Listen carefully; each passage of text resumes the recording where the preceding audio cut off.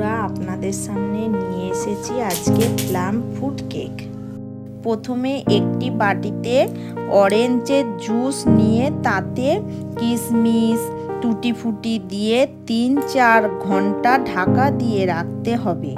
তারপর একটি পাত্রে পরিমাণ মতন দুধ, 250 গ্রাম চিনির গুঁড়ো, পরিমাণ মতন সাদা তেল দিয়ে মিক্স করে নিয়ে তাতে 2 চা চামচ ভ্যানিলা এসেন্স দিয়ে ভালো করে মিক্স করে নিয়ে 500 গ্রাম ময়দা, 100 গ্রাম গুঁড়ো দুধ, সামান্য লবণ, ভিজিয়ে রাখা কিশমিশ, টুটি ফুটি, আমন্ড, কাজু মোরব্বা দিয়ে ভালো করে মিক্স করে নিয়ে 15-20 মিনিট রেস্টে রাখতে হবে।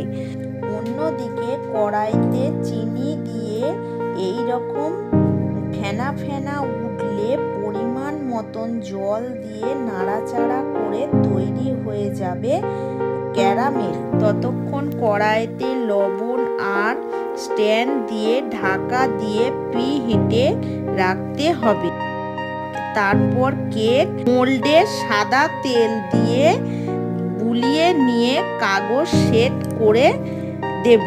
15 মিনিট হয়ে গেলে মিশ্রণটিকে 1 চা চামচ বেকিং পাউডার, 1/2 চা চামচ বেকিং সোডা, 2 চা চামচ ভিনিগার দিয়ে ভালো করে মিক্স করে নিয়ে ক্যারামেল দিয়ে ভালো করে মিশিয়ে নিয়ে কেক মোল্ডের মিশ্রণটি দিয়ে তার উপরে কিশমিশ, কাজু, আমন্ড, টুটি ফুটি দিয়ে গার্নিশ করে প্রিহিট পাত্রে কেক মোল্ডটি দিয়ে ঢাকা দিয়ে রাখবো 35-40 মিনিট। 35 মিনিট পর কেকটা হয়েছে কিনা টুথপিকের মাধ্যমে দেখে নিতে হবে।